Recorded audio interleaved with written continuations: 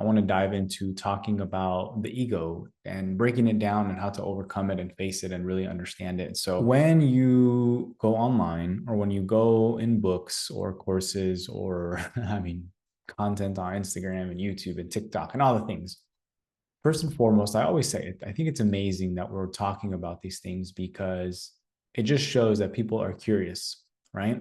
And so my greatest learning has been that the degree to which a lot of that content is actually practical and helpful and applicable varies in terms of degrees of, well, again, I'll say that applicability. So a lot of times these concepts can be very high level, which there's nothing wrong with that. But I think the next phase of this work is how do we take all of that high level thinking and bring it down into very simple, practical, actionable steps for us to be able to experience it in our lives. And so this concept around the ego, you'll hear about a lot. You'll hear about it a lot in the sense that people talk about it. Oh, they're in their ego, or oh, that's just your ego, or stop being in your ego, or you have to watch out for the ego. Spirituality is about overcoming the ego. And then the question becomes, well, what the heck is the ego? Like, what is it actually? And how do you define it? And how do you understand it? So I'm going to give you my understanding and my description of it, and also an easy way for you to experience it and some practical ways in which you can begin to overcome the limitations that the ego can bring forth if you don't have the skill or the experience of how to work with it. And that's been a lot of my life has been how to work with it, because it's always there, by the way. It's not like it's going to go away. And people talk about dissolving the ego. Yeah, sure. But the thing is, when I explain it to you in a second, you're going to understand how the ego is actually not always all bad. It has its limitations and the things it does to limit us, but it's not necessarily something that we have to get pissed off at all the time or hate it, or be angry at it. Because when we do that, it actually generates those emotions within us. And so therefore, we don't want to shame it, judge it, hate it. It's more of how can we integrate it, work with it, and gain mastery over it. And one way to think about it is like, if you think about a dog, right? A dog, an untrained dog, it gets on people's nerves. People get pissed off. It doesn't listen to you. It doesn't do what you tell it to do. It poops everywhere. It pees everywhere. And then you have the dog that you've trained. You have gained a certain level of refinement with it in terms of how it operates with you. It listens to you and it supports you in terms of co-living with you. And so that's what we want to get to in terms of working with the ego. Okay. So what is the ego? Well, the ego is the part of us, and I believe it's simply a mechanism within us that is part of the animal human self. So let me break that apart, because I believe that we have two parts of ourselves. We have the spiritual aspect. And so the way to clearly identify that within you is if you close your eyes. The easiest way is if you close your eyes and you observe a thought, or you feel the space around you, or you see and observe your thoughts. Who is it that's observing those thoughts? It's not you as a human body. It's I believe, and what I call a consciousness and awareness. And many spiritual teachers call it that too, because there's really not many ways to define that, but it's simply an awareness that is aware of what's happening. It's a spaciousness, it's a consciousness, it's an awareness. So I believe that's who we really are. And so you have to experience that for yourself. But when you begin to even look in the mirror, there's this interesting dynamic of like, yes, I have the physical eyeballs, the body, but who is looking at the body? I mean, it's your eyes are simply a mechanism through which to see your body, but who is operating that? So again, that's very high level, right? So then again, that's the spiritual aspect of us. And then you have the animal body, which again has many correlations or connections to any other animal and on the planet, right? We have this instinctive desire to survive. The body wants to live. And so if you ever seen, whether it's a dog or an animal, it has its instincts. It does certain things in response to the environment. And it also has emotions and fight or flight that it works through when it gets agitated. And the interesting thing is, for the most part, most animals know how to come back into homeostasis very quickly. And so that's actually one of the goals that we want to get to ultimately, is how do we master the human body to be able to come back regardless, come back to center regardless of what's going on out there. But more on that later. So the key thing I wanted to get to here is making a distinction between our spiritual self and our animal self. They're both beautiful. Okay. They're both perfect. And when you integrate them both, this is where the magic happens. And what I've seen is there seems to be this when people get all spiritual, that's how I call it, because I went through that phase. We seem to want to disassociate from our human body. It's very interesting. And actually, when you begin to integrate and master your human and animal experience, you begin to really enjoy and experience life in a more beautiful way because you integrate it all. And so, okay, all that said, then the ego, I believe, is the mechanism, the part of the body that is supporting you in keeping the body, the animal self, alive. Okay, so simply said, that is one of the ways you can think about it. It's like, oh, okay, there's always this little voice inside of me that is trying to protect me from anything that might cause me pain or threaten or jeopardize my survival. And when I say my, it's the body. So when you understand that, you say, okay, so let me think about this. Because usually when the ego is the loudest, and I say quote unquote, because it's just, again, it's a part of us. When the ego is the loudest, it's when we want to do something that's outside of our normal operating mode. So maybe you have the idea of a new relationship, asking the boy out, the girl out, asking for something in your job, or getting the job you want, starting the big entrepreneurial endeavor that you have, or taking a big trip that you've thought about for so long, but you've been afraid to do. So all of those things, when you have those big ideas of doing something bigger, whatever it is for you, then you get the little voice that says, it's not going to work. You're going to fail. What if this happens? What if you don't have enough money? What if it doesn't work? What if it takes too long? It's going to be hard. It's going to take too much time. That means we're going to have to wake up early. That means we're going to have to do more stuff. So all of those, if you think about it, all of those are things that will take us out of our resting state, out of our homeostasis. Just, like if I just sit here and do nothing, I don't have to exert any energy. And so to the ego, what it thinks, that part of you that wants to keep the body alive and make it survive, initially it thinks until you begin to master it. Initially it thinks, it says, oh, well, look, we have more probability of surviving if you don't go do that thing that is unknown to us, because we can't predict it. And if we can't predict it, we don't know if you're going to survive it. And so then you can imagine that little voice in there says, don't do it, don't do it. No, it's not going to work. So it tries to convince you not to take an action that's in the unknown, something unpredictable, because it can't predict it. And when it can't predict it, it feels dangerous to the part of the body that wants to stay alive. So if you think about that, then you start to consider, okay, well, it's not me that's the voice. It's just a voice that's trying to protect me. It's trying to protect me as a human self, the body self, to survive. And so you say, okay, cool. So in that case, rather than identify with it, I can simply notice it as the awareness that I am, notice that that's happening. And what I do personally, I say, I see you. Thank you for being concerned with the well-being of this beautiful body. I appreciate that.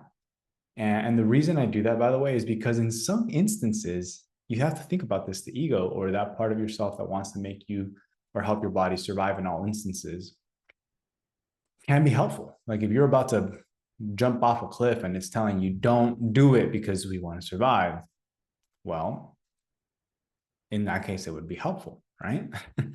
So that's where I get the perspective in which I come into this with, is that it's not all bad. It's just having to understand it and work with it. Because again, the ego, if you will, in that instance might be helpful.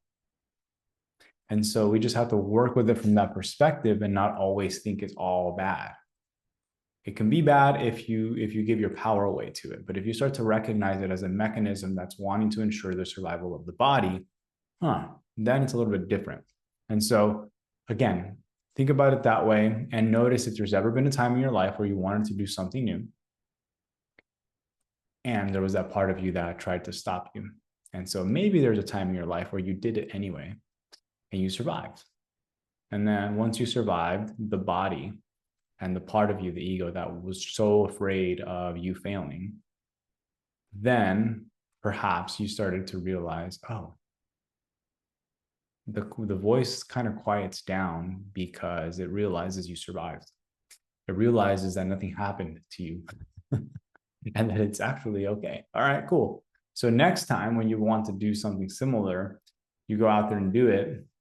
It doesn't necessarily try to stop you because it knows that it's safe, or it can predict that you're going to be able to handle it. So then the journey of mastering the ego, that being said, is being able to notice the fear that arises, the anxiety that arises, the nervousness that arises when you want to do something bigger, noticing that, and then proving to that part, to your body, to the ego, and that wants to keep you small and hiding because it wants to keep you safe, proving to that part of yourself that says, hey, no, just watch. I understand why you might be afraid, but just watch. You take the action and then you don't die. And so therefore you're teaching it, hey, it's actually safe. And so let's connect this to a couple other things. If you would have gone through the Unlimited Blueprint course, which if you haven't, highly recommend, in there we talk about self-awareness and emotional intelligence, because those are the key skills that you need to be able to practice as you're leaping into unknown experiences. Because when you do, your nervous system and the ego are going to get freaked out, like, whoa, okay, what's going on? This is unknown. This is freaking me out. And so you, as again, the observer, the witness, the awareness, and the one actually able to master this physical human experience, you have to be able to consciously relax your breathing, slow down, notice the agitation, notice the arousal, and come back to center. And you relax it and you say, hey, I know you're afraid, but it's actually safe. We're good. I got you. I got you. So another way you can think about the ego is this really anxious child that wants to stay safe in all circumstances. And you have to help that child grow and mature and overcome its fears, right? So I always work with it in that way too. I treat it as if it were that little child over time. And I train it to learn that it's actually safe and that it doesn't have to give me all the noise and the voices and the fears and all that stuff. Because look, I start to train it and say, I'm going to do the thing anyway. So just know that we're going to relax you. We're going to chill out. And so over time, what happens is that part of you begins to trust you as having mastery over it, in the sense that, oh, why would I even bother giving this person thoughts of fear, of anxiety, of thoughts of trying to convince them not to do it because they're going to do it anyway. And the reason I don't need to, me talking as the ego, the reason I don't need to do that anymore is because I know that they got it. They're going to handle it. They're going to be good. They're going to know how to relax. They're going to work through it, and they're going to be safe because they've proven it to us many, many times at this point. We don't have to worry about it. At first, I was concerned with keeping this body alive because I didn't know, I couldn't trust them. I'm responsible for making the body stay alive. And I couldn't trust them before, but now they've proven to me that it's safe. They've got it. They're in control. Cool. So over time, you've now worked with that child. You've matured it and it's grown. And now it doesn't do all that noise and the stuff. And you start to overcome the fears. You start to expose yourself to new experiences, unknown experiences, and you're more relaxed and more calm because you've mastered and integrated that part of yourself that before was very afraid of new experiences because it wanted to simply keep you alive. And here's the other layer to this, is that the ego, the part of you that wants to protect you, is very much connecting a new experience that you're thinking of to something in the past that it can relate to or draw connections to that feels very similar. So let me give you an example of that so you can begin to merge this understanding. Is that if, for example, and I'll say this because for me, this was true. So I'll just give you my personal example. When I was a child, around, 8 to 12 years old, give or take, I would be around siblings or other older kids when I was in school, and I would want to share something or I would want to speak something. And I have vivid memories for whatever reason being shut down. Maybe I had this perception that my opinion wasn't valuable, or they would tell me to shut up or stop talking, or that doesn't make any sense. And so all of those things caused me pain. And so the ego in me, the part of me, the mechanism that wants to keep me alive and prevent pain that might lead to a threat in the survival of the body, said, oh, okay, that was painful. Let's not let's not encounter, to the best of our ability, any situation that might be similar to that, because we know it leads to pain. And okay, so then we start to become shy. We start to not do things that put us in a space where we have to speak out loud and speak our truth and speak our voice. And so as adults, we have this this is why I believe public speaking is one of the highest fears in the world, because people as kids got shut down so much in terms of their desire to speak their truth, and they got shut down, and the parents would tell them to shut up, or the siblings, or they got bullied or whatever. People would get shamed for speaking their mind, right? And so as adults, we have this story that if we speak our truth, we start to freak out. But it's not us, it's the part of us that's connecting the dots to that past experience. And it's saying, hey, no. In the past, we've spoken our truth and we have said what we think, and that was painful. And if we experience that type of pain, it feels like we're threatening the survival of the body. So we're gonna not do that. And I'm gonna put up thoughts and difficult emotions for you to not go do that thing because it feels dangerous based on past experiences. So again, I would call that a childlike, immature form of that part of us, right? And so again, what we have to do is do the work and teach it and say, hey, you know what? This has been my experience. You know what? I can understand why you would be feeling that way based on those past experiences. I know we got shut down in the past. We got bullied. People would shut us down if we wanted to speak our truth. I get that. And so when I say that, I'm speaking to that part of myself that is still holding that story. So what I do then is I actually do the thing that it's afraid to do. I show it, and I public speak, or I share my truth, or I voice my opinion. And then as I'm doing it, I breathe, I stay relaxed, I center.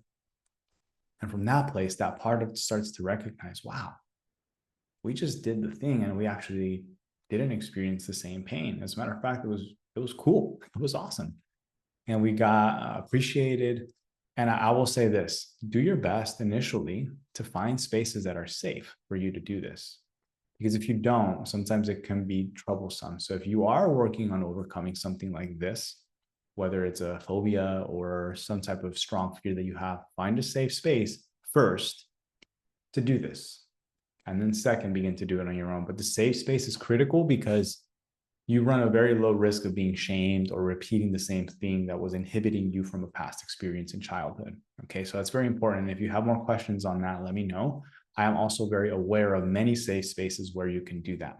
Okay, so let me know if you have any questions on that. But going back to that example, is you have to then teach that part of yourself that it's actually safe to do the thing that it's been afraid to do based on a past experience. All right. So in summary, where we're at with this is that we have those two parts of us. We have the animal self, which wants to survive. And then we have a mechanism in there that we label as the ego, as the part of us that wants to ensure the survival of the body. And it will do anything it can to do that. So it'll try and keep you comfortable, and it'll try to prevent you from doing things that are unknown to it because it can't predict them. And when it can't predict them, it begins to generate thoughts or images or negative emotions to stop you from doing it. So the path then is for you to recognize that first and foremost, be aware of that. And as you want to do new things in your life, you begin to notice when those things arise and prove to that childlike mechanism and ego. We grow it, we help it mature, we expose ourselves to new experiences, new knowledge, and new things. And we begin to teach it that it's actually safe.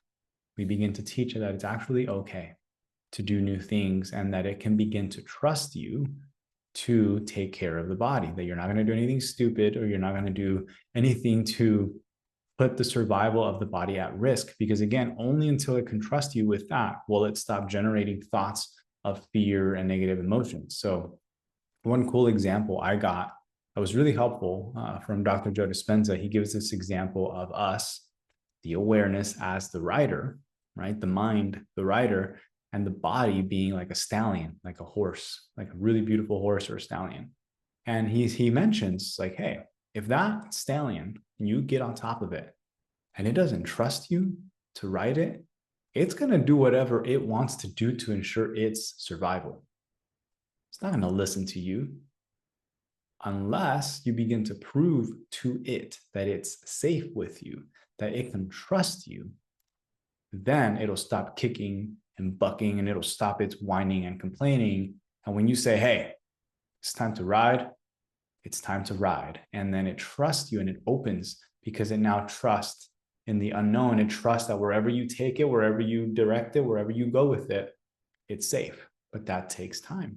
It takes time to develop that type of relationship. So I believe our relationship with our body is no different. And so over time, depending on where you are in your life, if you've not taken care of your body, if you treated it like hell, you haven't done your best, there's a strong possibility that your body's like, we don't trust you.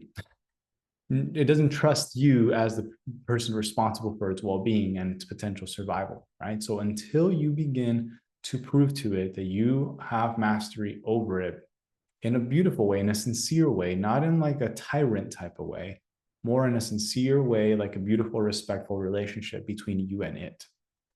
Your body and the mechanism in there that's trying to ensure that your survival, its survival, the ego, if you will, is going to relax. And from that place, it knows that you're in control and that it can trust you. Okay. So I'm going to leave this there for the overall recording. I trust that that's helpful for you in determining how to work with the ego and how to understand it a little bit better from the way that it's been helpful for me to understand in the way that I've shared it with you. So I trust that that's helpful. If you have any questions, let me know. And again, this is a process. Okay. So be patient, take your time, leverage the other information that's provided here for you. All of the modules that are within the Unlimited Blueprint are very critical in you being able to do this effectively. So make sure that you check those out. Okay. Lots of love. Thank you for watching. Stay in touch. Until next time.